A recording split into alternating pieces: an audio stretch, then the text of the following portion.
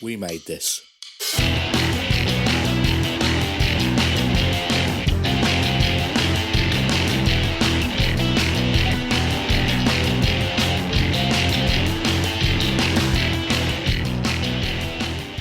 Hello and welcome to another edition of Pick a Disc. I'm your host Matt Latham and this is the podcast where someone picks a disc to talk about for whatever reason they want to.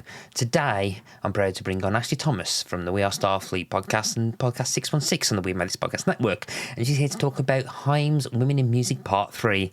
And as usual, talk about the songs, talk about the album, blah blah blah blah blah, but we also talk about some of the issues surrounding the album, what the album's actually about, and it's a pretty good chat, so I was really looking forward to you to listen to this. So yeah, before I do the usual thing and play the episode. Follow us in all sorts of places: Facebook, Instagram, Twitter. I don't use Twitter as much anymore. I might start using Blue Sky again. I found a TweetDeck version or TweetDeck equivalent for Blue Sky that I'm looked at, and it looks like it's actually good to use. So I might be using that. So if you're on Blue Sky, which is now open to public logins, I might start using that more to go on my rambles and make you wonder why you're following me. But yeah, do that. So do that now. Then sit back and listen to the chat with Ashley. It's time for another edition of Things the Listener Can't Actually See. I know I quickly mentioned it just before we start recording, but Ashley, my guest, has like one of the greatest T-shirts I've ever seen. Thank you. Yeah, it is basically like a schematic of the USS Voyager from the Star Trek show of the same name. Yes. I'm a big Voyager fan. Janeway's my captain. I got to meet her in 2019. She's a lovely person. So awesome. Oh. Yeah, and whenever anyone says who's your favourite Doctor, it's not like David Tennant, Matt Smith. My answer is always Rob Picardo, and that confuses people. You go, who was he the third? I love that. Was he the third one? No. I have a similar response. People ask me, so who's your Batman? I say Kevin Conroy, and they're like, who? I was like, the voice actor from Batman, the animated series. May he rest in peace. Yeah. Yeah. That's my Batman. Yeah, this is very UK niche, but I'm sure this is very UK niche, but people probably say, who's your favourite Bond? And they go, Bob Holness. And he goes, wait, what? But, that is niche because I don't know who that is. he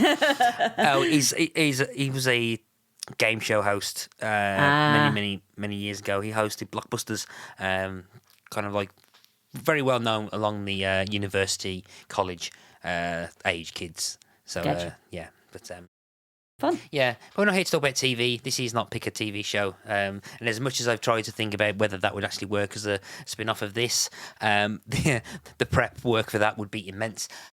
This is actually Pick a Disc. This is about music. So Ashley's here to talk about an album that she's picked. So yeah, let's just cut to it. And Ashley, tell the lovely listeners the disc that you have picked for us to talk about today. I have picked Women in Music Part 3 from Haim. Came out in 2020. Yes, it came out in June the 26th, 2020, in the middle of the dark times. Yeah, was originally set for release in April. It was delayed due to the dark times. Yeah, so interesting to be able to talk about that a bit in the context later on. But why have you picked Women in Music Part 3? A few reasons. Haim is my favorite band, and you've not covered them at all on the show, so I'm happy to remedy that. Also, Women in Music Part 3 is my desert island record. I heard a friend get asked that question, what's your desert island record? And that was the album that immediately came to mind. Hadn't thought about that before, but the fact that that was the first thing that popped in my head probably tells you, yes, that is in fact my desert island record. So. Okay. So basically the album you could listen to forever. Yes. So how did you remember when you first heard of Haim? I think my introduction to them was the film Licorice Pizza. So have you seen Licorice Pizza, Matt? No, it's not that. It's very recent, isn't it? Yes, came out in 2021. It's directed by Paul Thomas Anderson. Oh, okay. So this quite a recent. Yes. Yeah. Yes. So yes. This is going to be interesting because quite a few times on the podcast, and I'm sorry to derail the story already, but quite a lot of times it's a case of like people pick albums that they grew up with, or like, or particularly in the teenage formative years and stuff, and like their favorite albums were stuff that they heard to when they was between 13 and 17.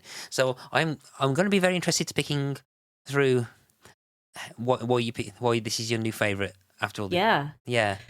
I think there's a lot of different reasons for that. I think I'm around the same age as the Haim sisters. Esty Haim is the oldest. She's a year, like less than a year younger than me. And I think we had a lot of the same cultural touchstones. But also, I've been playing guitar since I was 13. I started piano at 7. I picked up saxophone in middle school at age 11. So long history of music with me. And so I think between that and having similar cultural touchstones, being of approximate age, I think that's kind of driving, like, oh, this is why their music is really clicking with me. So there's that. But my history with them, as you were asking, I think I was introduced to them when I saw the film Licorice Pizza. I knew that the lead for Licorice Pizza, Alana Haim, who's the youngest Haim sister, I knew she was in a band, and I realized I'd listened to one of my favorite podcasts, is by a guy named goes online by IC Robots. His show, he always has like a movie segment, and he's a big Paul Thomas Anderson fan. He lives in California, not terribly far from where PTA lives, where the Haim sisters live and grew up. So that's very much like his culture. And so he was just really raving about how great Licorice Pizza was. And also had mentioned, and then Alana's sisters and her mom and dad are also in the movie. And I'm like, oh, that's interesting. And then learning more about Paul Thomas Anderson has known them for years because Donna Haim, Mama Haim, was his art teacher, like growing up. So they'd all stayed connected. They're all still in the Valley. So there's a lot of like overlap there. So anyway, when I went to go see the film in the theater, they played a Haim music video in front of the film for the song Lost Track. Lost Track was the video for that was also directed by Paul Thomas Anderson, who has directed, I think, if not every single Haim music video, most of them. So Paul Thomas Anderson had directed this music video, and because I had never heard their music before, I didn't really know who these ladies were. I thought Lost Track was actually the opening for the movie Licorice Pizza, because it has like this retro 70s kind of vibe to it. And so I was like, oh, wait a second. This isn't actually part of the movie by the time it was done, but I really liked the song. As I mentioned, I've played music for the majority of my life. Anytime I find women who sing and play music, I just really connect with that, because for me growing up, that wasn't the norm in the small southern town culture I grew up in. I wanted to play punk rock and lots of other things, and because I grew up in country music, where that was like the predominant genre, and that was never my thing. So I felt connection with the song and with the band. So I'm like, okay, maybe the next week or the week after, I went to I'm a big vinyl head. Went to my favorite local record shop, and I asked him, I was like, hey, do you have any Haim? Because I'd never heard the name said out loud before, so I was mispronouncing it. In fact, I was very recently corrected on that, and I feel wildly embarrassed about it. Anyway, he's like, yeah, I've got Women in Music Part 3. That's their new one. I was like, perfect. I'll take it. So took it home, listened to it, and it's just like, what is this? This is great. And so would listen to it like several times off and on. Like I'd finish the record. It's a 2-disc album, and I'd get to the end and I'd be like, I really want to listen to this again. but then I would start it over kind of backwards, like just start with the last side, like side D, then flip that over, go to side C, then switch the disc back and forth, and just I would end up playing it front to back multiple times. I was just like, wow, I really love this. I love like the different genres they're pulling from. I love the vocals. I am very much like Danielle Haim is like very, very comfortable range for me to sing because she's also like a contralto. And so I was really vibing with, yay, ladies who sing notes I can reach. It's not let it go.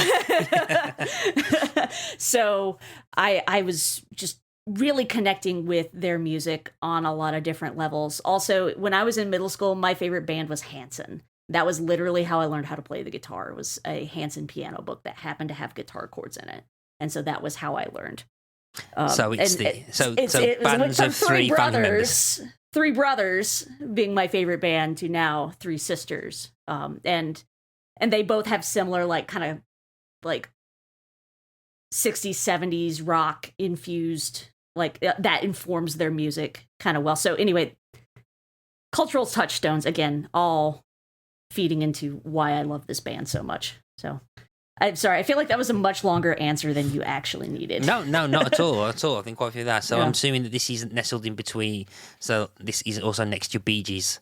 Your Bee Gees albums. I do like the Bee Gees, yes, but I don't own any of their albums. So. Okay, so it sounds like it is like bands made of three family members of the same.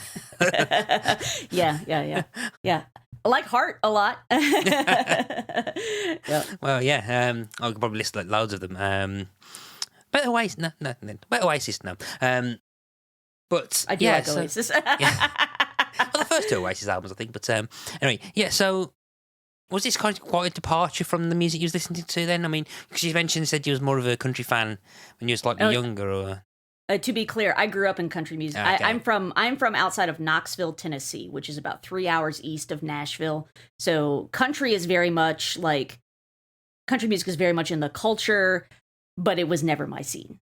Like I like Shania Twain a little bit, and Queen Dolly, all hail. I grew up about 45 minutes from where she's from, so love Dolly Parton, but that's about it. That's about where my like country music love begins and ends. So was this a departure from your taste in music, or was it quite similar?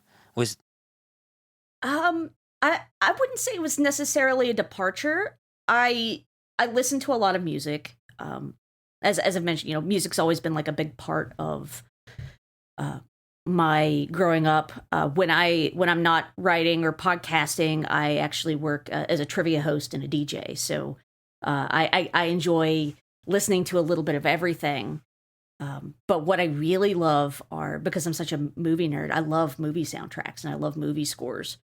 I love hearing how music is used, whether it's a score like created specifically for the film, or a soundtrack where it's the needle drops are carefully curated to be, thematic or fit with the mood or the tone of what is going on screen. So that's kind of helped me like kind of broaden like my musical, not just my musical taste, but also like getting to learn how do different genres work? What are they employing? What instruments are they using? At its root, what can you strip this down to? And I find that really fascinating. And so what I found when I was listening to Women in Music Part 3 is you've got a song that, is kind of a little bit of a splash of reggae. You've got some R&B. You've got some just straight up rock tunes. You've got some pop in there. You've got like a little piece of everything. And sometimes multiple genres are in the same song. And I really thought that was musically really interesting. Especially like when I'm listening, my main instrument is guitar, and the drums. So I'm listening for those two things, but I'm also listening for bass lines. I'm listening for, what are they using here? Like, we've got drum machine, we've got synth, we've got strings, I'm a sax player. We got sax. We got a lot of sax on this record. I'm really excited about that. So I just found them so musically fascinating. I would hear different things each time I listened to the record. Yeah, there's quite a lot to kind of delve into, and we'll get to that in a second. But I think first, before we talk about it, for anyone who's unaware of who Haim are an American rock band based in LA, comprising of three sisters, Estee, Danielle, and Alana. And in addition to their primary instruments, each is proficient in several others. So they pretty much grew up playing instruments, all sorts of multi instruments, writing songs, etc. I think Danielle became pretty much a touring guitarist with Jenny Lewis and then Julian Casablancas before forming Haim in 2012. They released a couple of albums. I think Days Are Gone was their first. They then released the second album, Something to Tell You, and then they had the third album, which I think is still the most recent, which we're talking about, correct. which is Women in Music Part 3.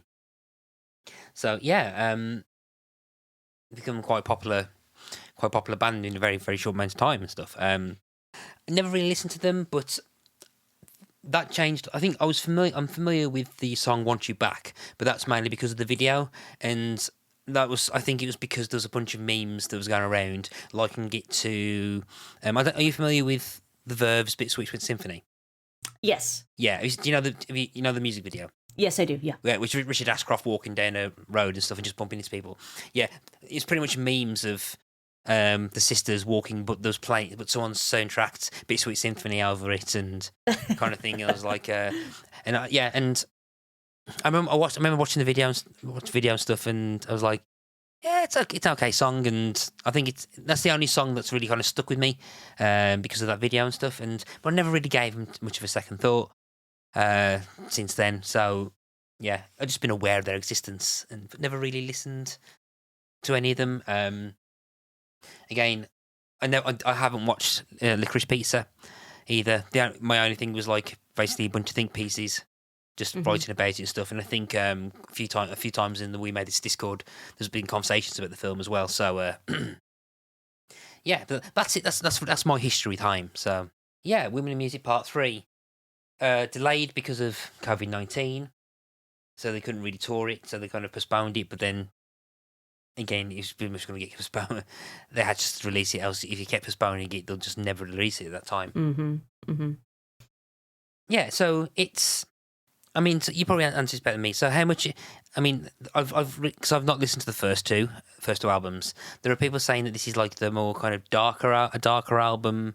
It's slightly more not mature, but just slightly different from the previous albums. Yeah. How much is that true? I would say that's true. I think that there's definitely like on the first two albums, you've got a lot of fun bops. Like when I DJ, I mostly because I'm in charge. I get to subject people to what I like. And it's like, okay, we've got to queue up Want You Back. We got to put up Just a Little of Your Love. We got to do If I Change Your Mind or If I Could Change Your Mind, because those are all like good, like upbeat. Fun, like dancey kind of songs. I really enjoy the first two albums because they're on the whole they're very upbeat.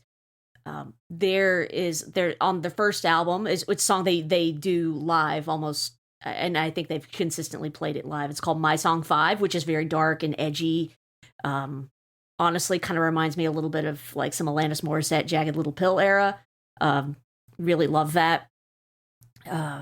On the second album, Something to Tell You, there's again still have a lot of that upbeatness, but then there's also like some really like if you listen to it on Spotify, it's the last track on the album. It's called Night So Long, which is beautiful, like all but a cappella piece. There's a little bit of bass and guitar under it, but it's this is gorgeous, mournful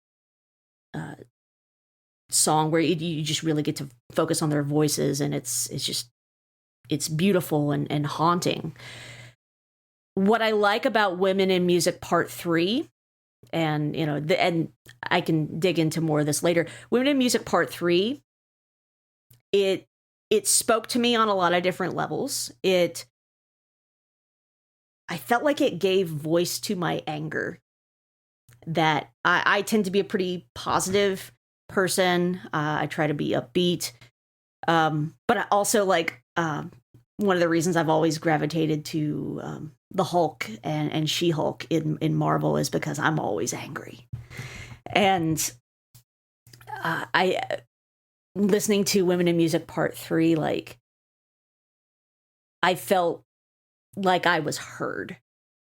And like somebody had taken like these feelings and emotions of anger that I feel and don't always express until I explode, like, and gave voice to them and nuance in a way that was really powerful and beautiful. And so I think there's a lot in Women in Music Part 3 that's a lot of fun, but it's also in kind of upbeat songs, but they're also talking about depression and anger and sexism and sex and heartbreak and loss and grief and like all of these things. And I just felt like they gave me permission to be angry and say it out loud. Yeah, I think there's quite a lot that went into this as well. So, yeah, particularly some of the varying genres and stuff. And there's a few things that it reminded me of that we'll get to a bit later on. But yes, from what I gathered as well, there's quite a lot of lead up into like a lot of kind of, not issues, what the word, I don't know what the word I'm looking for is, like life events that happened to them, I think, from between this album and the previous. So, for example, the personal struggles is what the Wikipedia article says. So, Alana's best friend died in a car accident in 2012. Esty was diagnosed with type 1 diabetes and apparently was almost like told you'd have to stop playing guitar because it's that severe. And Danielle's partner, Ariel Reichscheid? I to be perfectly frank, I'm not sure how to say his last name. Yeah, Reichscheid, I think. If I mispronounce that, I apologise. But he was diagnosed with cancer. He's now in remission at the moment. So yeah, but it was a very much very kind of dark, depressing time for all three of them. So that kind of led itself into the music, and I think particularly with like the kind of what we're in the middle of. Yeah, it was pretty much the start of. No, it was the end of the Trump era of the US. So there's kind of a lot of kind of very almost binary sides of arguments and kind of views and stuff, and that have either been amplified, like previous views that I think society would have hoped to have slightly been more progressive, kind of reverted itself. So like particularly like sexism in music. Which is and this leads to what the name of the album. Like, there's an ongoing joke that's been saying like when journalists always seem to ask, "Oh, what's it like being a woman in music?" And that's something that's still kind of asked by people, and it blows my mind that people even from that and stuff. But so the title comes from that kind of question where it talks about women in music, part 3, and the part I'm not exactly sure about where the part 3 came from. I think it's just like an in joke of it feeling like there's a whole history of things to delve into. Yeah, it's their third album, so feel like they've also been experienced it, but also like that title actually, funny enough, came to Danielle in a dream. Okay. Like she had a dream and she saw signs everywhere, women in music, and then one of the sisters said, part 3. But it makes sense. Like, this is their third album. They've been playing music together. Their first show as a band was 777, which is my birthday. Thank you for starting on my birthday. That's cool. They've been playing music together a long time. And while we're on the subject, let's talk about the album art. Is that okay? Yes, because I always forget. Well, the album art for this is really important. So for those of you playing along at home, just do a Google image search for Women in Music Part 3, and that'll show you the album cover. So growing up, the Haim sisters played in a band with their parents, Donna and Moti. And they were called Rockin' Haim. And their very first show was at Cantor's Deli, which is where they're at on this front cover. Oh, okay. Yeah, so if you'll notice, it says since 1931, Cantor's catering service, the finest delicatessen meat platters and fish platters in the country. So they're actually at Cantor's Deli. And the thing that I was like, oh, well, that's interesting. That's a cool throwback. That was where you guys played your very first show. But also, the deal with that is that if you look in the background, there's a whole bunch of sausages hanging up. And it's because, music is a sausage fest. And I'm like, that's clever. You've also got, for just a silly joke, now serving 69, number 69, there on the back as well. That's very entertaining.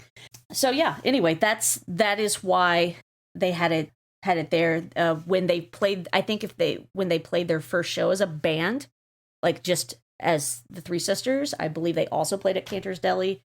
If I understand correctly, they also did like a deli tour where they somewhat recently where they played all their shows at all these Jewish delis, and I was like, I love that. I think that's so fun. So anyway, but yeah, that is why I think that album is important. The other thing I really like about it is they're not striking a pose on the cover. They're not made up. They're not trying to be pretty, quote unquote, or whatever. I think all these ladies are beautiful, but like they're not trying to be pretty. They're not even really smiling. And why should they have to? So I think that is really cool. So that's important to talk about the album art because it's really thematic with what we're talking about in the album as well. Yeah, I mean, I didn't really get, because I always forget to talk about the flipping album art. Running joke. But yeah, yeah, I just noticed. I didn't notice all the salami that's in the background, but yeah, that's actually quite an interesting story behind that. Yeah, so it's an album that has a kind of intent. It has aims, it has themes, like it's got like a mission statement, so to speak, to talk about all these kind of things and everything. And said it's I mean, it's classified in Wikipedia as soft rock, and that was the first impression that I had from it. It was like, okay, it is kind of like very kind of relaxing, like soft rock for the opening part and stuff. And then the album goes on, and it goes in some really weird, unexpected kind of like diversions. Yet still feels like it's a soft rock thing. And I apologise for bringing it up again. The first like Wolf Alice album, where it's just all kind of like you can tell it's the same band, but it seems to kind of flip between different genres in like the space of 3 minutes. Yeah, this very interesting album because because I was listening to it and it reminded me so much of a few different things I wasn't expecting to be reminded of. So yeah, so that's that. I mean, what was your? I mean, when you first listened to it, was you like just taken aback by that? So like he's like, oh, okay, so he's like, oh yeah, so this is going to be an album of like kind of Fleetwood Mac style kind of soft rock with perhaps but it doesn't incorporate the more electric guitar stuff in it, but it's like the softer. I honestly I have a really hard time classifying them as soft rock. It doesn't feel like soft rock to me. It's a little too edgy for that. And maybe that's just me thinking in the context of the soft rock radio station that I had to listen to at work when I was in college.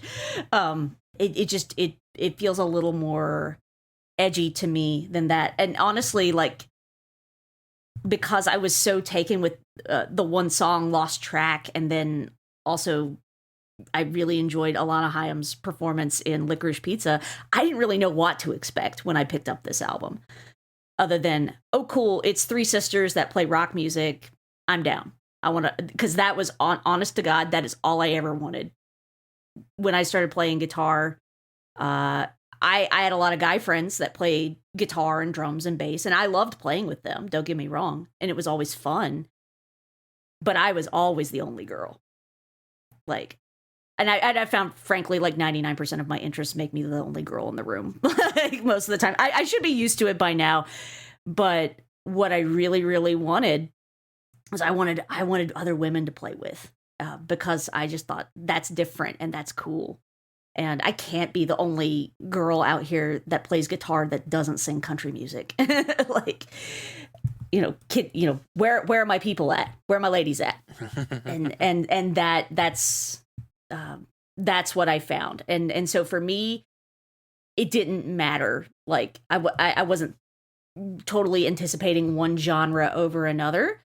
I was just really having a good time listening to what they were doing with their instruments.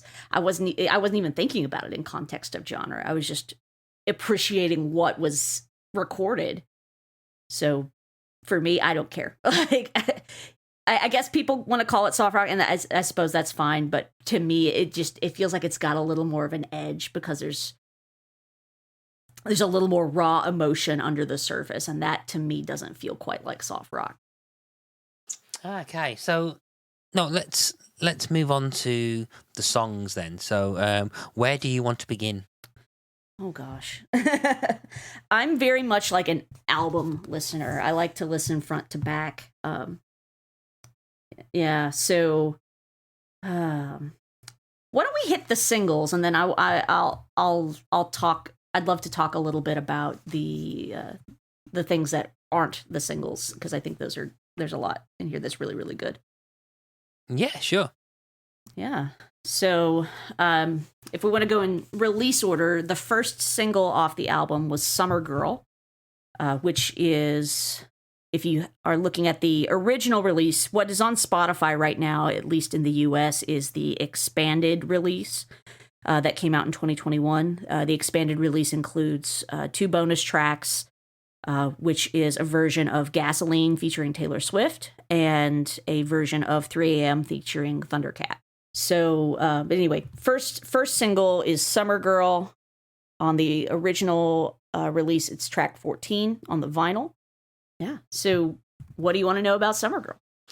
So yeah, what was it? Why did you want to pick that one first? What is it about that? Well, I like doing things in order. So Fair enough. This is the main Fair thing. enough. But I really love Summer Girl. So Summer Girl, a little bit of background on it. Summer Girl was written. It started as a kind of a little like melody line that Danielle had in her head, and she recorded on her phone the do do do do do do do do do do do do do. That part she recorded on her phone and was kind of playing around in the studio with it. And but the lyrics were written in response to her partner Ariel's cancer diagnosis, which happened during the making of their second album, Something to Tell You. Ariel found out like that he had cancer while Danielle and the ladies were on tour, and she couldn't be with him. And so whenever they would talk, like she would try to encourage him, be warmth, be positive, be his summer girl.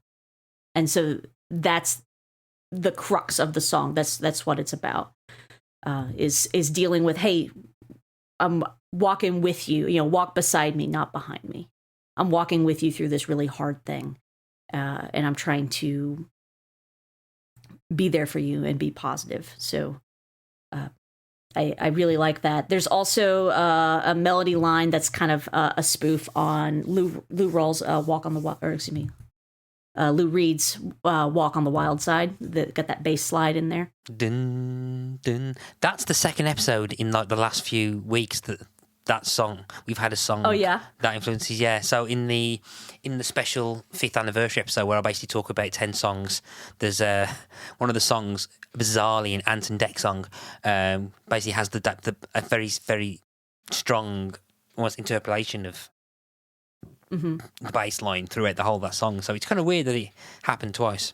So I mean, it's fun to play on the bass. So but yeah, I think with this song though, it's got a kind of not denial, but I think if with the context of why it was written, it's that kind of, okay, we're kind of apart, but we need to stay positive. So that do like kind of like refrain that he has, it's the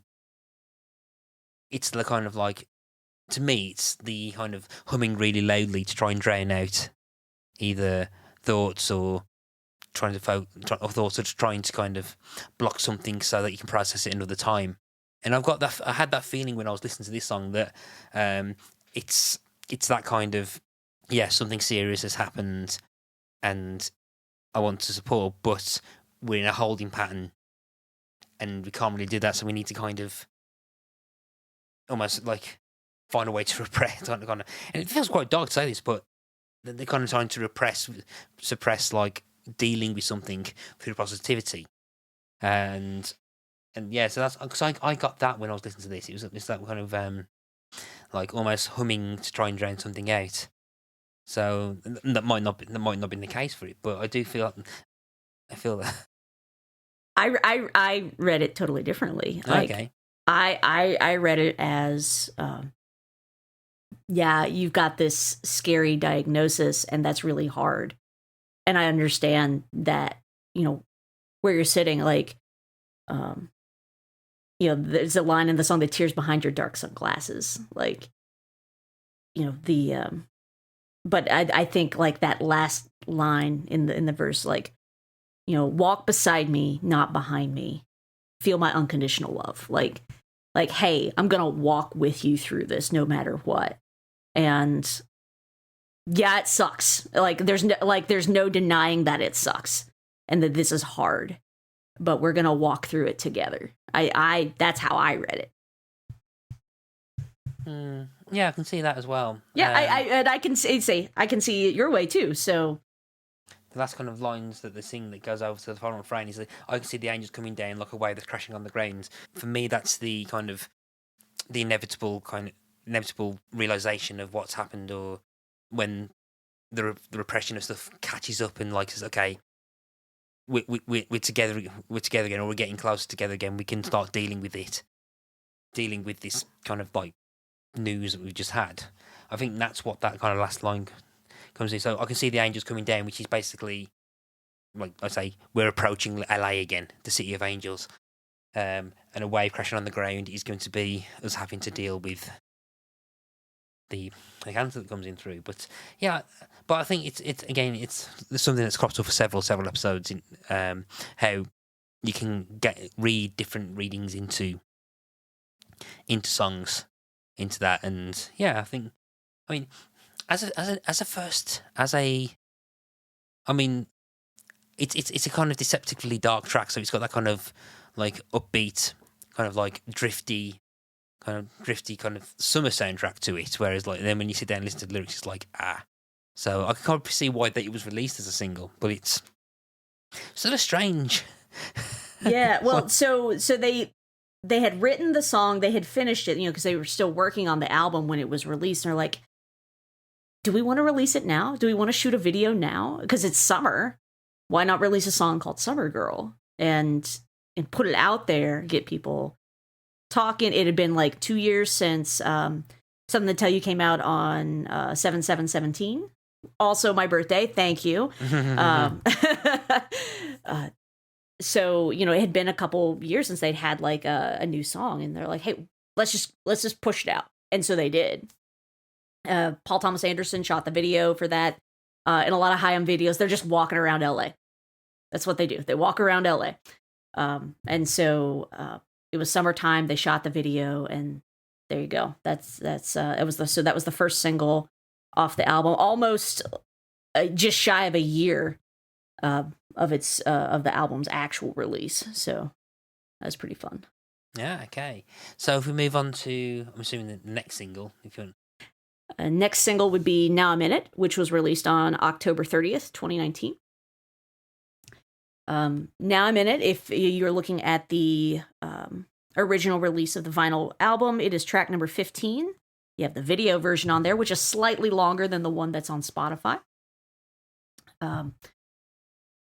And yeah, so this one's another one that's a little bit deceptive too. Like, a lot of folks hear it as a breakup song or a I'm not sure how I feel about this relationship song. And and that was how I was kind of interpreting it for a little while. But it's actually about Danielle breaking up with her mind. If you play the guitar, that's an E power chord. and that's pretty much the whole song. But it's 16th notes, so you got to stay on beat. And that's the challenge, right? That's right. But it's her coming to grips with the fact that she's not okay and dealing with like depression. And they're like, wow, that's interesting, because it's a really fun, it's an upbeat song. It's probably my favorite track on the album. I mentioned being a big She-Hulk fan earlier. It was used in the She-Hulk show in a way that was chef's kiss. Perfect. Love it. Oh, yeah. Yeah. Episode 3 or 4, I think. I can't remember. Yeah. It's whenever she meets handsome dude. No, that would have been like 7. Anyway, doesn't matter. Yeah, so it's used. Also, whoever picked the needle drops for that show, they have to be like the same age as me, because it was all, again, cultural touchstones, things that I love, things that borrow from things that I loved when I was younger. It just, anyway, perfect. Well done. But anyway, that was one of the songs used in that series, and so I'd had the album at that point for, I guess, maybe about a year. And so I like, oh yeah, wait, I know that one. And then it made me get out the album again. I was like, oh, I want to listen to Haim some more, because I really love that song. So now, have you seen the video for this one, Matt? Yes, this is actually, I think, the first video that I watched. It's a fun one. So that wasn't want you back and stuff. So it's yeah. So it's the one which basically goes through a car wash. Yeah. With the kind of say, oh, it's not a breakup song, it's about mental health, but it's kind of breaking up with your own mind, so to speak. So, like, we got the choruses, we cannot be friends, cannot be saying you make sense, you cannot be friends. Which is basically someone having a conversation with their own head. Mm-hmm. Yeah, and which I may have had like, very similar conversations in the past and stuff, but that. Go ahead. But yeah, I was going to say, yeah, it's that kind of the conversation that people have with themselves, and like confronting themselves in terms of like, okay, yeah, like, brain, you don't like me, I don't like you. It's a very contentious conversation, but we got to share the same space. It's we're flatmates, so we have to kind of make this work. Yeah. But yeah, that video was also directed by Paul Thomas Anderson. But I like the journey that we go on in that video, from, what effectively looks like, doing the walk of shame, going to work, getting like, but I'm done now, getting carried out on a stretcher, but then like coming out of this fog of the car wash. The car wash, that's so weird and random. Yeah. I just love that. I love that. But I did quite like the kind of thing where, like, she's getting battered by this car wash. Then you suddenly got I can't remember which one. Just basically not paying attention, just playing an arcade game. That's Esty. Yeah. But yeah, but then, like, when she comes out of the car wash, like, it's her sisters that are with her, helping her get ready, and like, and then, okay, we're going out together, and then that perfectly timed walk that's to the beat, and I was like, boom, boom, boom, boom, boom, boom, boom. And I was like, yes, love that. But yeah, I don't know, I really enjoy the video. I think it's a lot of fun, and anything that has like kind of like a driving beat, I really like that. That's something that clicks well with me. Just as a musician, I think that's fun to play.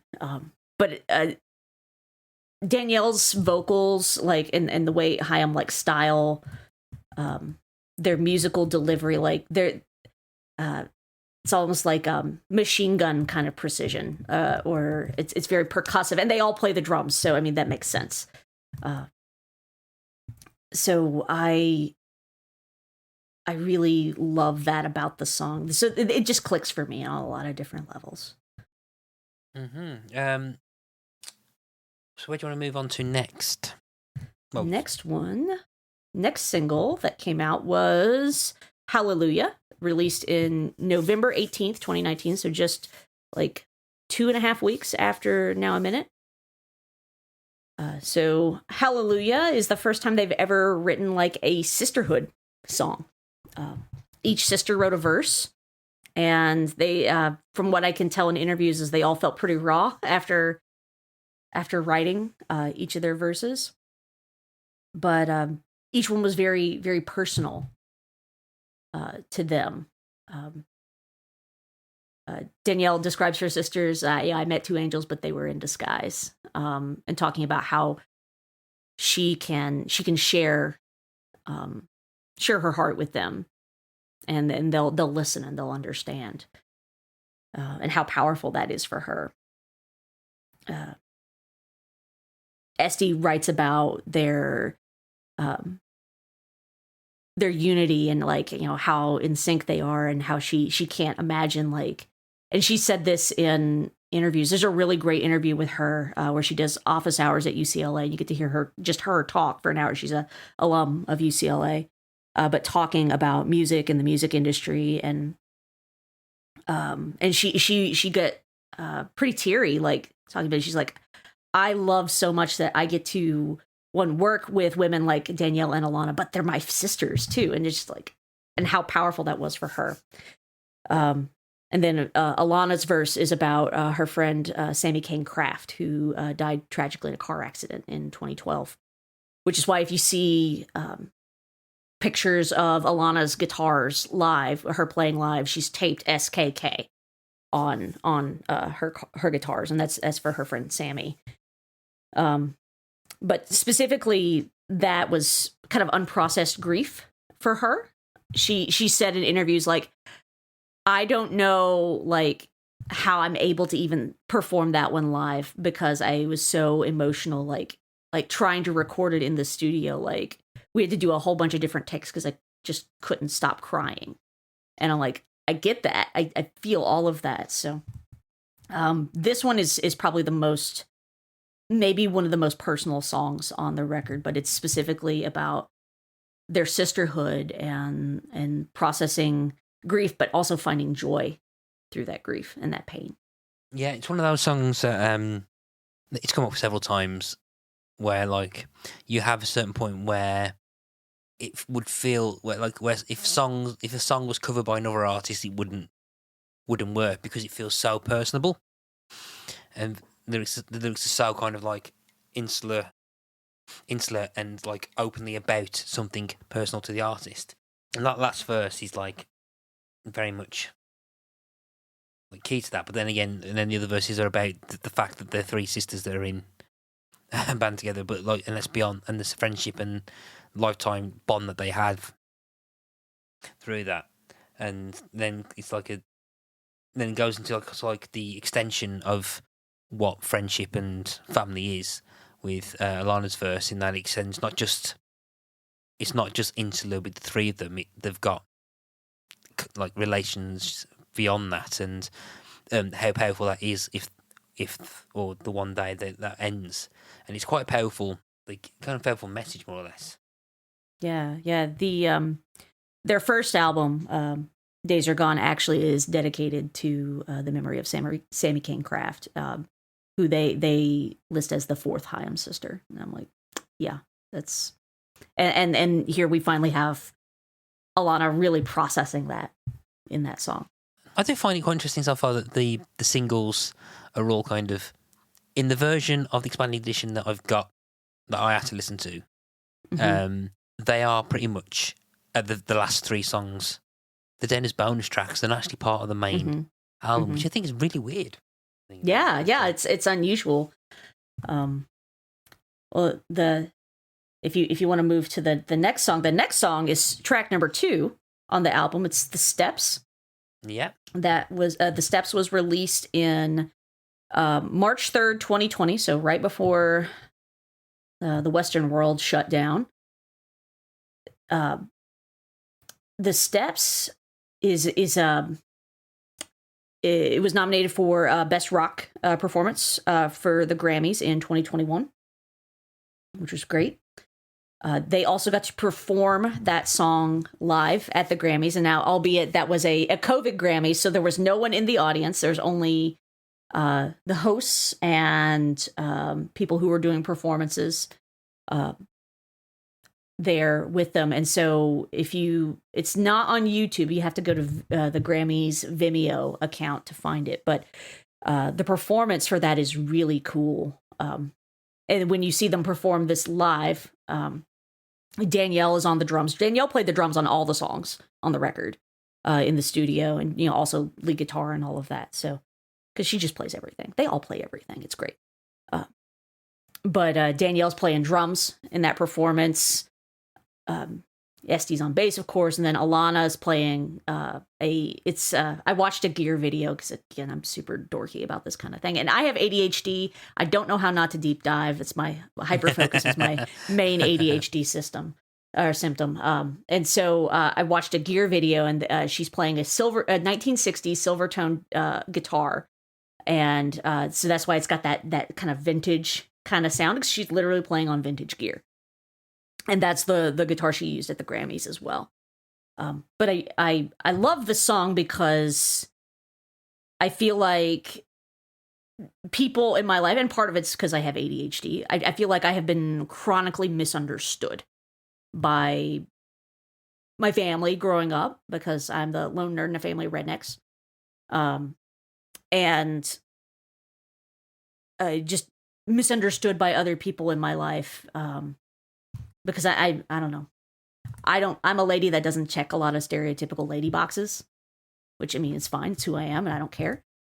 But it does get pretty tiring, like being misunderstood. And so when there's do you understand why you don't understand me, baby? Like, I was like, no one understands why they don't understand me. Like, and I felt that a lot. So that's definitely one I like to turn up in the car and terrify everybody that I drive past, because I'm singing so loud and getting into it. So, but yeah, that was again, Grammy nominated Best Rock Performance. I would be remiss if I didn't mention that Women in Music Part 3 was nominated for Best Rock Album at the Grammys in that year as well. So I believe that would be their third Grammy nomination. When Days Are Gone came out, they were nominated for Best Artist, Best New Artist. So, but yeah, The Steps, great song, kind of an interesting video. This is like, they're all kind of like getting ready for what or whatever, and they are like,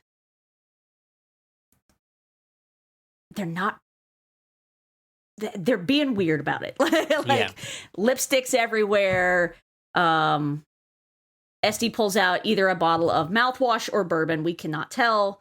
I've not paused on the video. But I was watching it one day. My husband walks in the room. He's like, did she just pull like whiskey out of her medicine cabinet? And I was like, well, I mean, in some places it is medicinal, but it's whatever.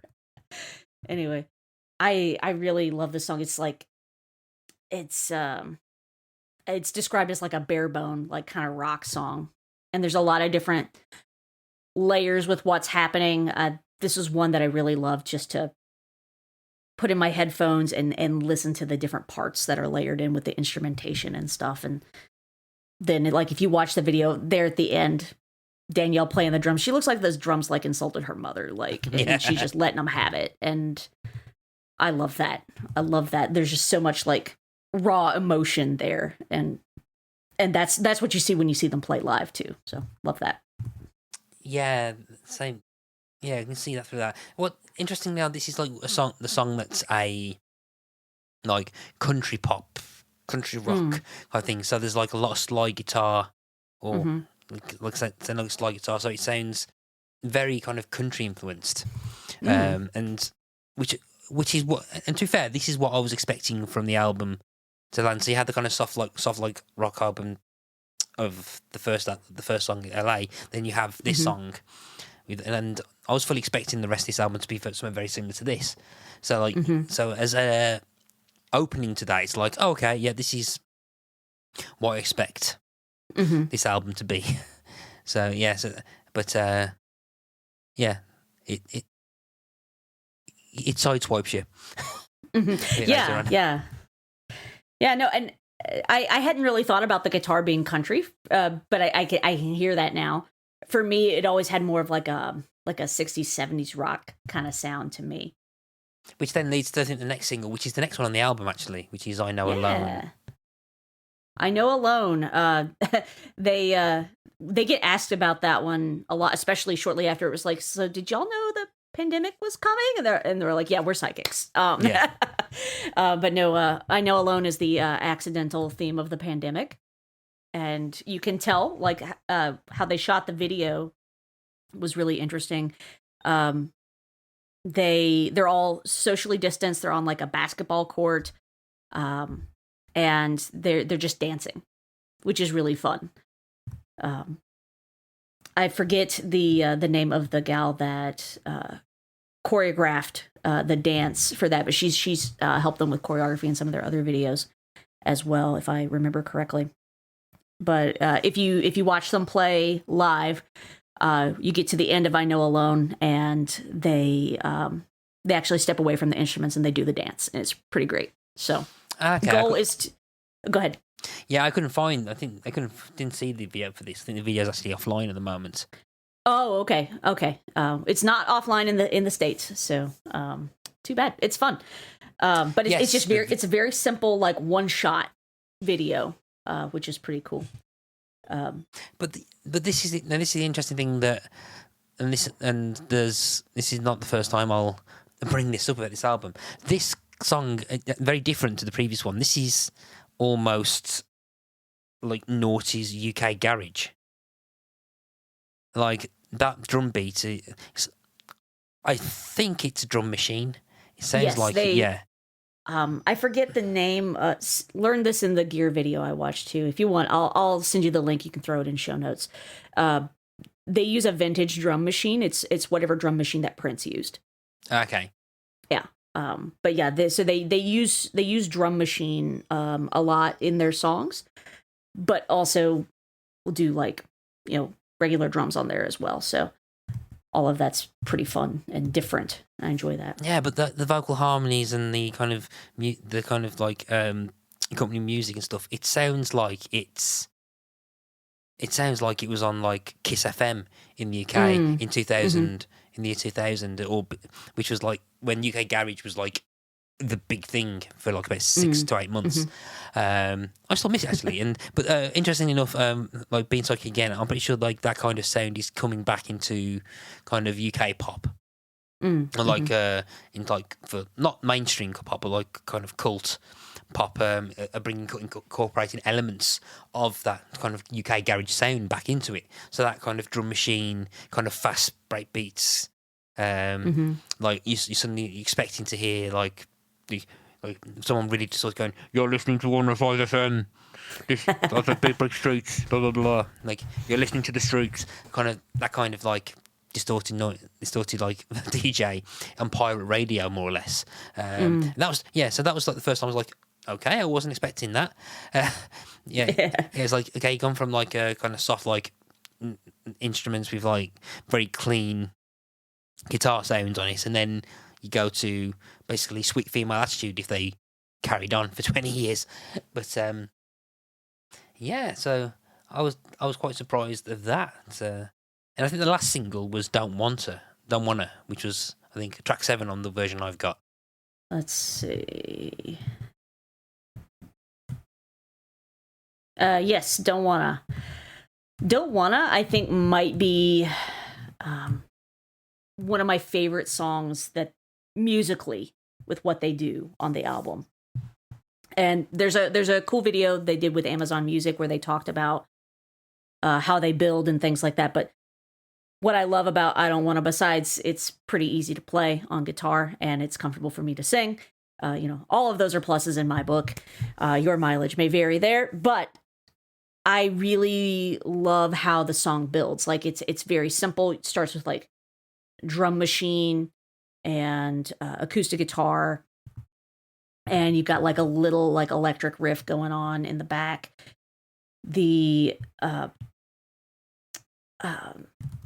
There's then layered in like a full-on drum set, then you add like another guitar part, and then you add like a bigger bass line, and then you just keep building and building. By the time you're at the end of the song, I'm like, wow, what are the things happening in my ears right now? And I'm geeking out super hard about it, because it's a very like simple song, and like you could play it like in a cafe on an acoustic guitar at your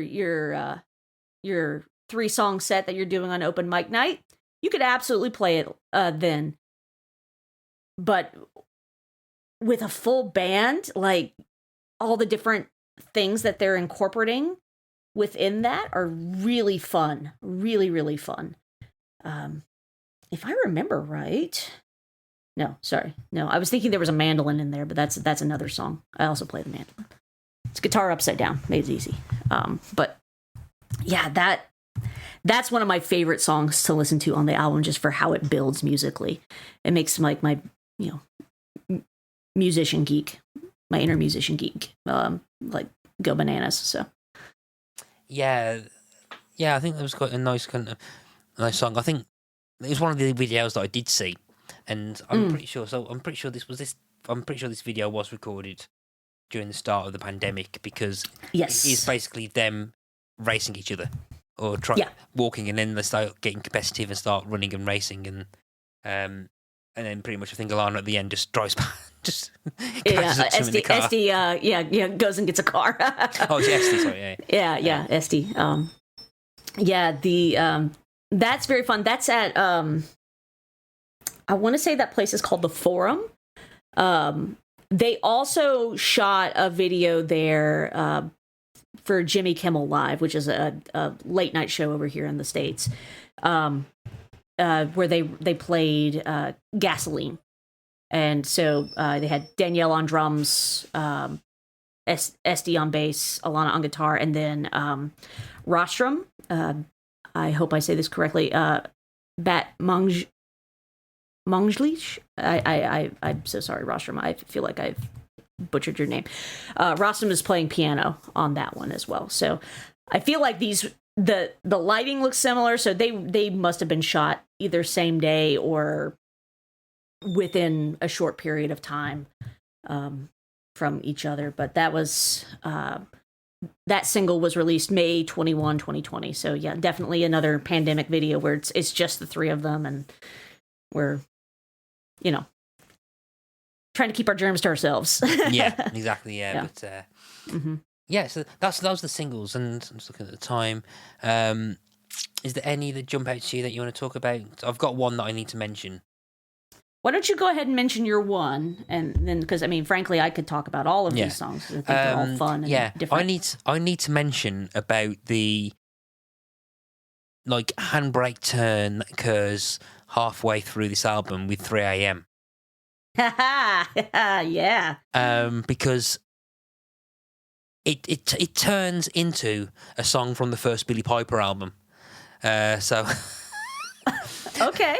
Tell me more, because I was today years old when I learned that Billie Piper did music, because she was a Rose on Doctor Who. Am I remembering correctly? Yes. Okay. So that's how I know her. I didn't realize she did music. So So she's released 2 albums in 2000. So she released an album called Honey to the Bee, which is like a pure pop album.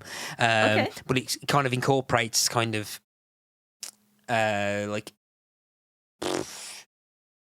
incorporates almost R&B at the time, but there's a kind of very almost slow kind of funky groove to it. And to be fair, that first album, it helped me doing I listened to that album whilst I was doing quite a lot of coursework for my GCSEs when I was about 15, 16. It's a great album just to put on and do homework to. It's ridiculous how good it is as a home track sound. If Last FM was a thing and scrobbling back then, those middle few months of 2002, it would just be like Billie Piper all the time. She had a second album called Walk of Life, which was slightly more conventional pop. But then she came back, but she was kind of a bit more grown up, a bit more overly sexy in the videos and stuff. And it was very much like a reaction to Britney, I think. So when she first came out, she was like 15, so it was kind of like teeny kind of pop type stuff. And she came out with a song called "Because We Want to," which was like the first song. I'm gonna have to send you, if you've never even knew that Billie Piper was a singer. I'm gonna send you some YouTube videos, and your mind's gonna be blown. Please send that my way. I would love to have my mind blown. But but like Day and Night's a great song. Honey to the Bee, which is the title track to the first album, I still think's an underrated pop song. But there's a song on that album called "Party on the Phone," which has this kind of out of nowhere kind of rap in it. But like rap in it. But the sound's kind of very like kind of funky, kind of like naughty, like 90s R&B being sung by a white British teenager, but it's got that kind of like very weird kind of, there's like almost a sound which just reminds me so much of that kind of like synth sound that appears through this, and it feels so much like it belongs on an early noughties UK pop album sung by a teenager. It's ridiculous. And I was like, I'm like, why the hell have I got the urge to listen to Billie Piper again? I've not listened to that album for a long time. But yeah, it's bonkers. Yeah. Okay. So I really like 3 a.m. I love some like 90s R&B. I love hip hop. I think all musical genres can be interesting, just generally speaking, but the time of my life where I was listening to the most like R&B was like the mid 90s. So I really like that kind of vibe I get from 3 a.m. I think it's important to comment, like, one, if you watch, there's a video they did for I believe Seth Meyers, which is another late night host over here. He was also on Saturday Night Live. Where they're playing the song, but they have Robert Pattinson actually phone in, and he shows up on one of their phones as Emotional Vampire, which is hilarious. But he does like the little intro part, like, "Hey, just what's up? You know, just wanted to see if you were up. Okay, hit me back, whatever." So that's kind of fun. On the expanded version of the album, there's another version of it with Thundercat, who's I don't know exactly, forgive me, but I've only ever heard him on that song. I've not actually listened to his other work. But they brought him in because they're friends. I know they've been in one of his videos, or Dragon Ball Do-Rag, I believe is the song that the Haim sisters were in. Also, SD has said in many interviews that she has a massive crush on Thundercat, and he knows it, and it's fine. He's a very handsome man. I do not blame her at all. But she's like, I always thought of 3 a.m. as a duet. And so have him come in, sing a verse, she sings a verse. And if you see them play live, Danielle's on the recording, but SD takes this one live. And I think I love both. Like, Danielle's like, it's almost like a whisper. I'm trying to answer the phone, not wake up my roommate or whatever. Whereas when SD sings it live, she's all like, "Why you calling 3 a.m.?" And she's just it's so raw. And I really love like how she performs it too. It's got an edge to it that's not there on the recording. So that one's worth looking up a live performance for. Yeah, I had to mention that because it was like, I was just ridiculous at how that was on that. So I think we've got time to talk about one more song, I think. So okay. Yeah. Ooh, man, if I only get to pick one. Everybody gets one. Okay. Well, okay. If I only got time to talk about one more song, I think we would be remiss if we didn't talk about Man from the Magazine. Man from the Magazine is just a short track. It's just acoustic guitar and bass. And if you watch the video for it, you'll see, we're exactly where we are on this album cover. We're in Cantor's Deli. We got Danielle working behind the counter. And the lyrics for this song are taken from their actual experiences, unfortunately. The very, very first line, Man from the Magazine, says, do you make the same faces in bed? This was a question that was asked to Esty when they were first touring in the UK. if you've never seen Haim perform, Esty is known for her bass face. It's what it's affectionately known as is Esty bass face. If you just Google Esty bass face, you will find all the wonderful pictures of Esty making amazing faces because she's so into the music and she's having a great time on stage or whatever. And some dick journalist in the UK, sorry, all you UK listeners, I don't know, they've never outed this guy, and they should because he's a jerk. He asks her, "Oh, do you make the same faces in bed?" And she's like, "What do you want me to say to that? Like, this guy is twice my age. This is my first time touring in the UK. No, I'm not answering that question." And and so they left. I'm like, good for you. And then, the second verse, "Man for the music shop, I drove too far for you to hand me this starter guitar." As a lady who goes into music shops,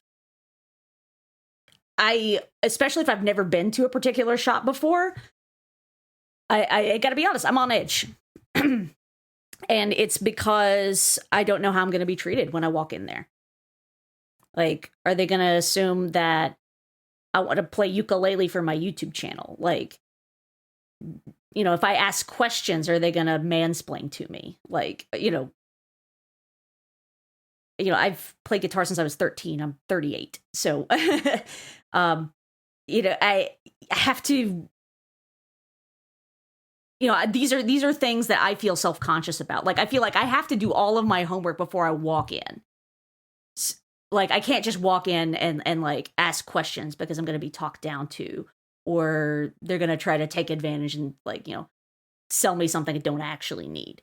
I feel like I have to like be hyper vigilant about going into a music shop. And so I was like, oh, I feel that one.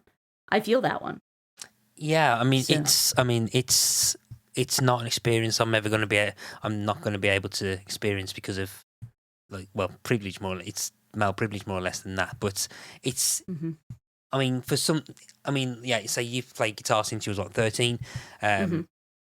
Yeah, a guitar store should be theoretically like a safe space or like a mecca, like for lack of a better word, a mecca for guitar players. But then to feel like you feel like an imposter just walking into somewhere that you should feel like it's your world. Yeah, that shouldn't really be happening, and that's what I think. That's what the song kind of portrays. That like, okay, you've got these musicians coming in to talk, being interviewed, and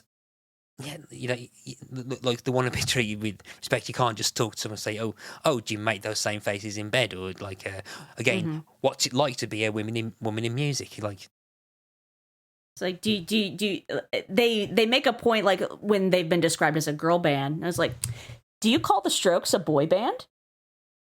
I'm like, no. If you don't, then you shouldn't call us a girl band. We're just a band. Yeah, and I get that. Yeah. It's the same kind of people who will talk about female fronted as an actual genre of music, right? When it's not, when it isn't, and that's something that kind of frustrates me, particularly because the majority of my music is from female or non-male vocalists. So like it's like, oh, so you're into female fronted bands? It goes, well, you mean female vocalists, yes, but like, oh, so like, so you're into the female music? No, because there are female fronted bands that I'm not a fan of because it's not a different genre. It's a different genre. Right, there's a lot of metal bands with female vocalists I'm not a fan of. So they're female fronted bands, but I'm not a fan of them, so it's not a genre. Right. And, female-fronted bands, can mean a lot of things. The Dixie Chicks are a female-fronted band. Yeah. Or excuse me, just the Chicks now. The Chicks are a female-fronted band. That's very different from Florence and the Machine. Haim, it's different from Haim. Yeah, Haim's like a... Yeah. It's that kind of... I don't know, it amazes me how much... either whether it's old habits or it's journalists who think they're being progressive or want to kind of encourage conversation, but then don't realise what they're saying or don't know how to ask that question. So and Yeah, so I mean, podcast that I listen to, and both hosts have been on the podcast called Name 3 Songs, talks about sexism in music all the time.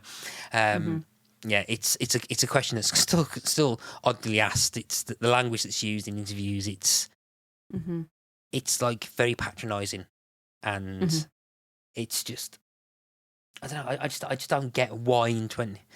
I didn't realize I was going to get my own soapbox on this. I'm usually quite reserved. That's all right. That's all right. You're really tall on that soapbox, Matt. Yeah, thank you. I'm about 4'3" usually, but I can't believe that in 2023 that there are people. Well, this was 2020 actually. That there were people still asking that, and it's the kind of lad banter, like pub banter type question, because oh, do you think do you think she makes the same faces in bed? Blah blah. And it's not the kind of questions that you should be asking. I mean, plenty of men make lots of weird faces when they're playing music too, and nobody asks them that. Yeah. Like I say, Mick Fleetwood, hello. It's not an appropriate question for anybody. Don't ask it. I think like what really I was thinking about the song today, like I don't want to hear, well, this is what it is. It was what it was. Like that's just how it is. And I'm like, no, it shouldn't be that way. And then, I'm just expected to deal with it. No, I'm not going to. And they're not going to. And I think this just endears me to them all the more. But then like at the last line of the song, you know how it feels to be the cunt. Pardon my French.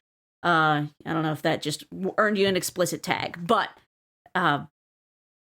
it's almost whispered because like as a woman, when you push back on these situations, when you're asked, oh, do you make the same faces in bed? Or, oh, here, why don't you play a few bars on this starter guitar? Like, and you say, no, I've played guitar for 25 years. I had that one when I was 10. It's when you push back on that, you're the one who's the jerk for doing so. Yeah. And I think it ties in neatly, I think, to again, going back to the title and what I was saying earlier, in that the women in music title is basically down to that question, or the treatment that sometimes they get through interviews and stuff. I mean, to this day, there are bands, particularly in the UK, who've had quite a considerable rise very, very quickly because of like their live shows and stuff, or because of just like sounding really, really good. A couple of years ago, it was Wet Leg. They get I haven't listened to them. Them and Alice Wolf get recommended to me a lot on YouTube. Or Wolf Alice, excuse me. Both of them get recommended to me a lot because of apparently I've just triggered all of the Haim algorithm to all these other artists that you've mentioned. I'm like, okay. That first Wolf Alice album is practically perfect. My Love Is Cool is absolutely perfect. I recommend you go and listen to that as soon as possible. It's one of my favourite albums of all time. Okay, cool. But yeah, so you do get this kind of like suddenly like these bands appear out of nowhere. So most recently, it's a band called The Last Dinner Party who gained traction very, very quickly without releasing any music. So they got management under Q Prime, who have got kind of strong ties with booking agents and stuff, but they were picked up and signed on the basis of their live show. And when I went to go and see them about a year and a half ago in Manchester, randomly, because I was just in the same building. I had a quick look. I couldn't find any songs by them, so I just thought, okay, I'll go and have a look. The room was full, and I was amazed at how full the room was, even though they had no release, and they were really good live. And they've constantly on the rise. They've started playing. I think it was on Stephen Colbert a couple of days ago, and like they're doing the rounds in the US at the moment, and. Yeah, they're just really good live. I saw them in Birmingham, and like the venue that I'm at is a venue that's like about 50 minutes down the road drive from me, and I've never seen a queue that long going into that room. Wow. It was in the main room. It was rammed. They got they're getting quite got I think Enemy from cover. I think immediately people queuing. Oh, Industry Plants. Picture Parlour, another band, I think the same management as well, Industry Plant.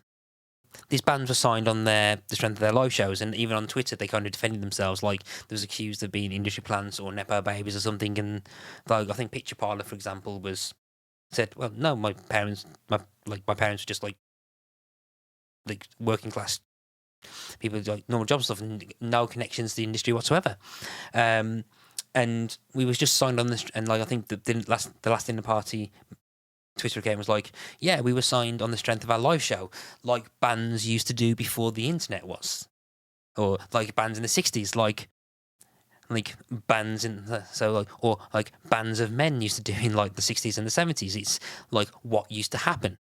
And yeah, and it's amazing that it only seems to be bands made of predominantly women who get this, or quote unquote female fronted bands who seem to get the biggest flack of this industry plant stuff. Yeah, and wet leg stuff, and it's it drives me around the bend. So it's not often I start to get that I get on an impassioned rant on this podcast. I kind of often keep it sending, but I feel as if that's been building for years. Yeah, so I love it. Yeah, preach. Yeah, because here's the thing: you're a dude.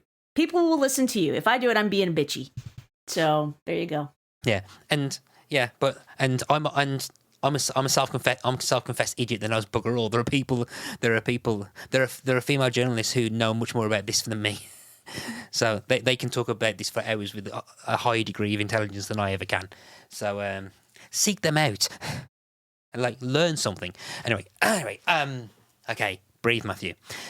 But yeah, so but I think that kind of those themes, and as much as that felt like a tangent, I still feel as if that root cause of women in music is what Haim are getting at. And I think particularly with this album, I was thinking that's the kind of thing that people have been talking about for ages. And and even when you've got a band with the platform and the fan base of Haim saying these things, they still get the bullshit that they get. So man. So but whew. Yeah. So yeah. I apologise for that, but I don't know if I want to apologise because I believe no, you shouldn't. You have nothing to apologise for, friend. So yeah. So those songs. So let's move on to the next bit before I start ranting again. So the album itself, I think, did really well. It was met with universal acclaim. It's currently got 89 on Metacritic, which is actually quite high in play as well. It got, I think, 8.6 on Pitchfork, which is quite high for Pitchfork, really high for Pitchfork, actually, considering. 89 on Metacritic, featured on Pitchfork's Best New Music, and so for Amy Cliff on Pitchfork said, Haim, as we haven't quite heard them before. Haim, as we've not quite heard them before, not just eminently proficient musicians, entertainers, and, in quotes, women in music, but full of flaws and contradictions, becoming something much more greater. And she wrote that the album eschews Haim's usual summary rock to find the right genre for the mood. So it's a welcome path forward for the group's sound was Lindsay Zolas from the New York Times. So did quite well. I mean, review scores 4 out of 5 for AllMusic, 5 out of 5 for the Daily Telegraph, 5 out of 5 for the Guardian, 5 out of 5 for the Independent, 5 out of 5 the NME, 4 out of 5 for the Observer, Rolling Stone 4 out of 5, Slant 4 out of 5. So doing really quite well, and I think it was nominated for the 63rd Annual Grammy Awards, as you said, marking the band's first nomination in the category. The single "The Steps" was also nominated for the Best Rock Performance. I don't think they win. Did they win? I can't remember. I don't think they did. They did not win. I don't remember what won, but they were wrong. Yeah. No. But if you get a chance, and I'll send you the link if you want to include it in show notes, but that performance they gave of The Steps at the Grammys is my favorite because they're, instead of looking at an audience, they're looking and singing at each other. And I just, sheer like joy and exuberance going on there. It was such a powerful performance. Even if they had to cut the second verse for time, even so, it was still really awesome. And you can see everybody else in the background really grooving and getting into it. So yeah, solid. So yeah, for the other accolades that it got, it's 6 in Exclaim's 50 best albums of 2020. Guardian, it was 7th in the best 50 of that year. NPR, 11th. Pitchfork, 8 in the best albums. It doesn't say a rank, but it was also in the 35 best rock albums of 2020. Rolling Stone, 14th in the 50th of 2020. 4 in stereo album, and in the top 100 for Under the Radar, it got 3rd. So very well. It got to number 1 in the UK albums chart. So it got to number 1 over here. Selling 17,762 copies in its opening week, which, in comparison to some of the albums that we've had in the past, is actually very, very low. But that's a whole other question about music in general. But I don't find it quite interesting that that's how many it sold just to get to number 1. Yeah. It was their second album to reach number 1 because their debut got to number 1. So yeah, in Ireland it got to number 5, peaked at 5. In Australia, number 7. In the United States, it debuted and peaked at number 13 in the US Billboard 200, making the album the group's 3rd top 20 record. So yeah, I'm quite curious. I wonder if that means they're actually more popular in the UK than they are in the US. That was actually where they first hit number 1 when they first started out, was in the UK. So they have a really big UK following, actually. Yeah, I was going to say, because and that the tour was like in 2013, and they're selling out venues for that tour. But in other charts, he got to number 1 in the UK. He got to number 1 in the US alternative albums and in the top rock albums in the US. Got to number 2 in Scotland, number 5 in Ireland, 7th in Australia, 25 in Austria, 27 in Germany. Got to 37 in Canada, which surprised me actually, because that actually surprised me actually. I thought this would have done a lot better in Canada than it did. I think yeah. And he got to 187 in France. So yeah, and 90 in Japan. So yeah, so it then eventually reached certification of silver in the UK by selling at least 60,000. So, wow. Yeah. So have you ever seen Haim live? Not yet. Now, it was maybe about 3 weeks ago, I got on a really big Haim kick, and if you want a personal story related to the album, I'll get into that in a little bit. But I really liked their music, and I knew I really liked their music, and I'd listened to their first 2 records as well, and so I'm like, okay, yeah, that they're fun. I really dig what they're doing. I love the way they use different instruments in their music and performance and things like that. And I was like, well, what do they look like live? And YouTube found me a full concert. I forget where it was. I think the one I watched first was a one for their most recent tour. I think it was in Brazil. And I had never seen a live performance for them. I'd seen their music videos. I'd never seen them perform live. Completely blew my mind. Like, I was like, I want whatever is powering them, because it's such a high energy performance. They're swapping instruments all the time. I mean, like, SD stays pretty solid on bass, but then like there's a point in the show where they'll do like a big drum break and all 3 of them will play drums. And I'm just like, oh, that's so cool, as a lady drummer. And I know like a couple other ladies that play the drums, but I was an adult before I met them. So growing up, I'm like, do any other ladies play drums? Is it just me? Okay, cool. It's just me. Got it.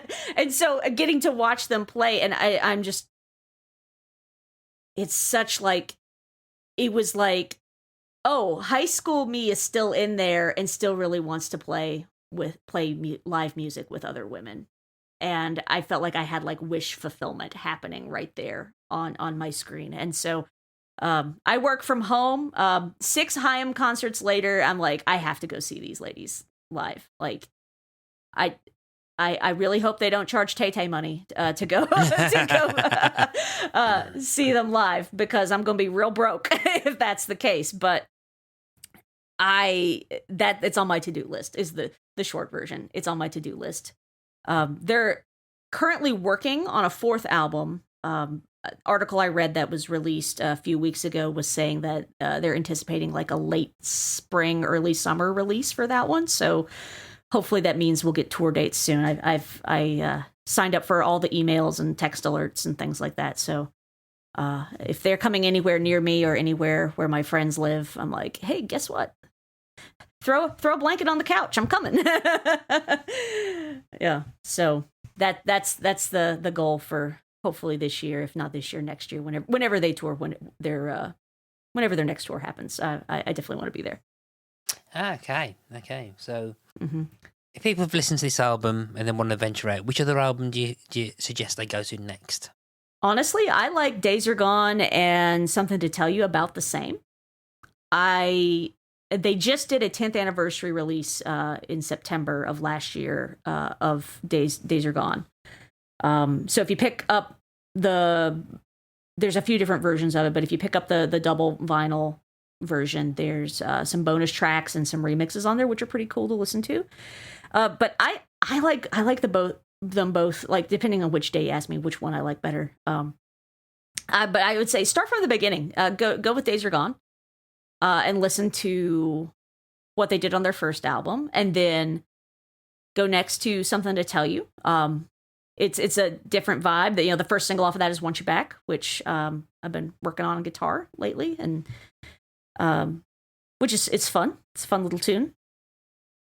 It's also like if you're singing by yourself, it's one of the best Haim songs to sing by yourself, where you're not like having to improvise background parts and all of that just on your own. So, but yeah, I think you could really go with either one. Pick one, pick which singles you like, and like, oh, I like the album with this. Like, oh, I like The Wire. I like If I Could Change Your Mind. So I'm gonna go listen to Days Are Gone. Or if you're like, nope, I really love Want You Back, I gotta go listen to that. So there you go. Go with Something to Tell You. But I think all three of their albums are wonderful. So if you want to have me back on, talk about the other two at some point, you just let me know. So, okay. So, yeah. So we've reached the end of our chat more or less now. So we got the big question, the big question to ask, which is the song for the Spotify Hall of Fame playlist. For anyone who's not listened to this before, what's going to happen is I'm going to ask Ashley to pick one song to be immortalised forever on the Spotify Hall of Fame playlist. Now, I can't veto it. Whatever Ashley says goes. So from Women in Music Part 3, which song are you going to pick to go onto the Spotify Hall of Fame playlist?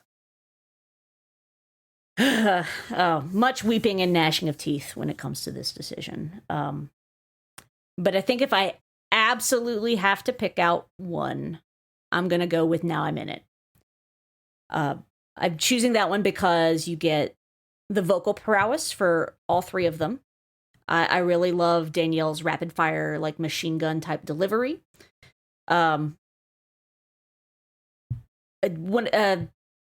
about like Danielle's vocals, Pop Break contributor Jason Kundrith described Danielle as being in full command of her low alto, stacking her syllables close together and using each one percussively to create rhythmic hooks on top of her grade A melodies.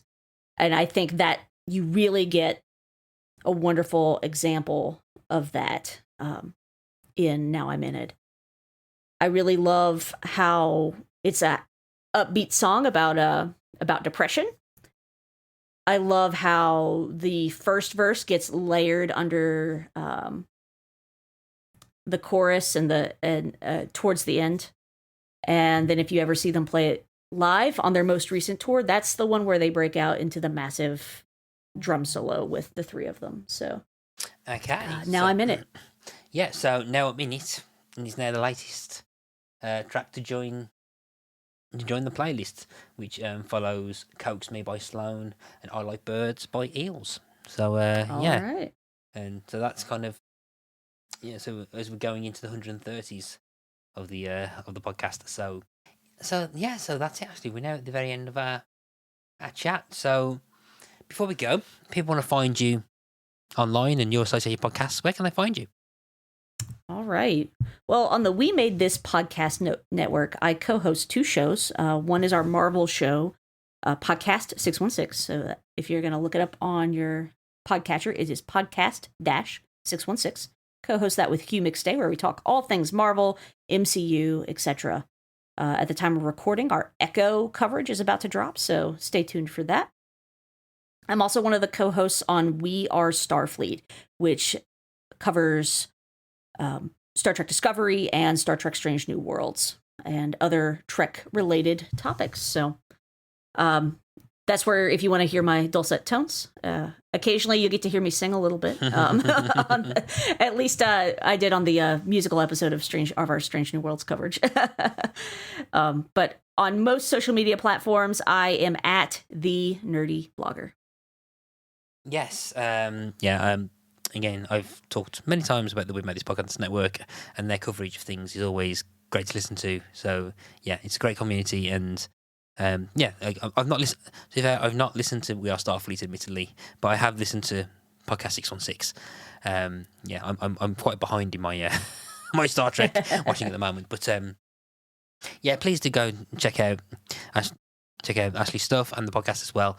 And we are now at the very, very end of the God chat. So I just want to say, Ashley, thank you ever so much for introducing me to Haim and basically like releasing what seemed to be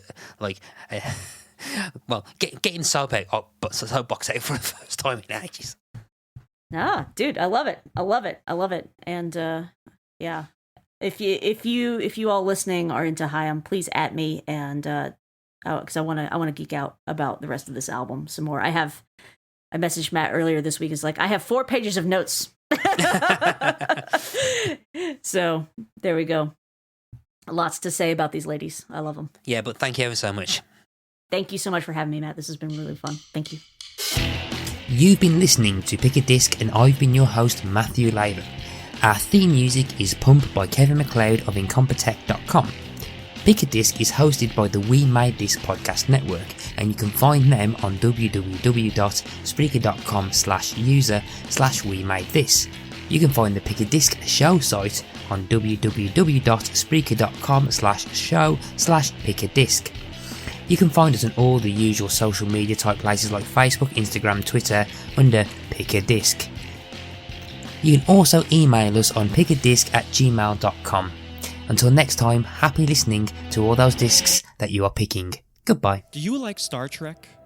Do you like podcasts?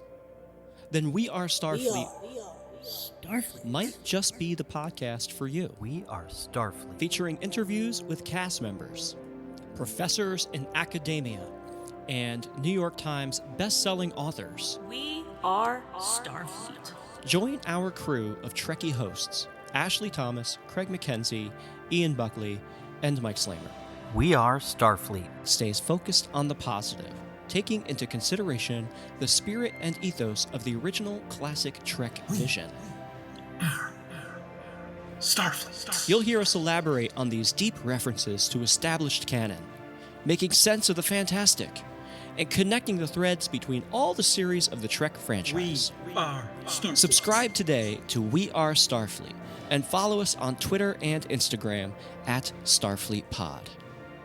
We Are Starfleet. We celebrate the value of IDIC, infinite diversity in infinite combinations, and support DEI initiatives. We Are Starfleet. We Are Starfleet is a part of the We Made This network of podcasts.